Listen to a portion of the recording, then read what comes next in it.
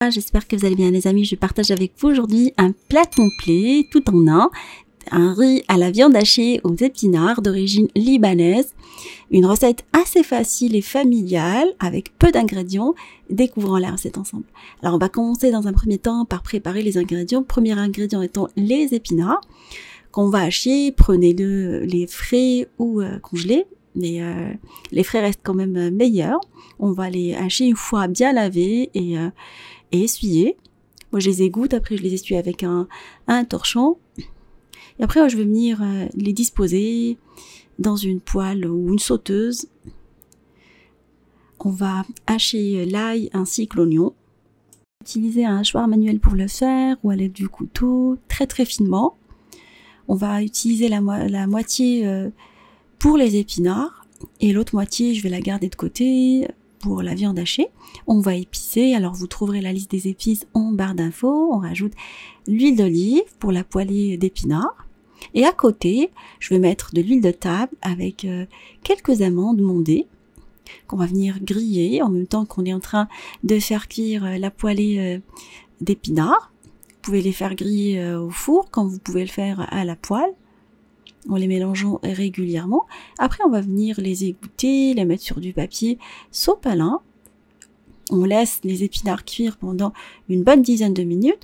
Et dans la même poêle, j'ai mis des vermicelles que j'ai fait colorer pendant 5 minutes. Après, j'ai rajouté par-dessus du riz que je vais venir faire colorer également pendant 5 minutes supplémentaires.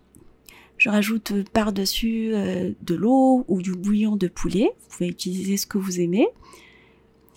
Et on met le mélange d'épices, le même qu'on a mis dans les épinards. On va faire cuire le riz selon les indications du paquet. Et en même temps, on surveille les épinards qui sont en train de dégorger et cuire. Une fois les épinards cuits, on va les ôter. On laisse le riz cuire à couvert à côté. Et dans la même poêle, je remets les oignons et l'ail que j'ai conservé tout à l'heure avec un filet d'huile d'olive. On va les faire colorer jusqu'à ce qu'ils soient translucides. Et après, on va rajouter de la viande hachée par-dessus qu'on va venir écraser pour éviter qu'il y ait de paquets. Et le 1/3 des épices, on va le rajouter par-dessus la viande hachée. On va mettre un tout petit peu d'herbes séchées également. Vous pouvez mettre des herbes fraîches si vous souhaitez, fraîches. Et on va continuer à faire cuire la viande hachée pendant 15 minutes, en surveillant le riz bien évidemment. Après cuisson, vous rajoutez un tout petit peu de beurre, ça donne du goût. On va mélanger le riz et on va le couvrir avec un torchon propre ou un sopalin. Et on va le laisser de côté avec le couvercle. Le temps de faire cuire la viande hachée, pour moi elle est cuite. Là, après un petit quart d'heure, on va l'enlever et on va passer au dressage. J'ai découvert le riz, je l'ai mélangé. Les graines, elles sont vraiment séparées. Et on va venir le dresser dans un cercle pâtissier pour changer des présentations classiques qu'on connaît.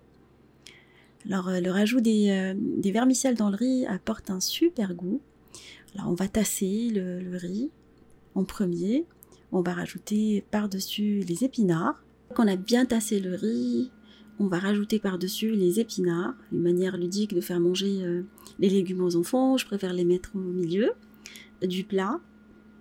Et on va rajouter par-dessus la viande hachée. Alors, vous pouvez changer de présentation si vous souhaitez. Dans une assiette de présentation classique, vous mettez le riz, puis les épinards et la viande hachée. Quand vous pouvez faire des assiettes individuelles. Alors une fois qu'on a bien tassé la viande hachée, on va décorer avec les amandes grillées. Vous pouvez les concasser quand vous pouvez les disposer comme ça. Alors dans la recette originale, il y a des pignons grillés également de la même manière. Et voilà, ça nous fait un plat complet, facile, rapide, économique, tout cuit quasiment en même temps. J'espère que cette recette vous fera plaisir et fera plaisir à vos familles. Je vous fais des gros bisous d'amour. Merci pour vos messages d'encouragement et on se dit comme d'habitude, on se retrouve sur la cuisine des Nioucha avec de nouvelles recettes, un nouveau voyage culinaire et à bientôt.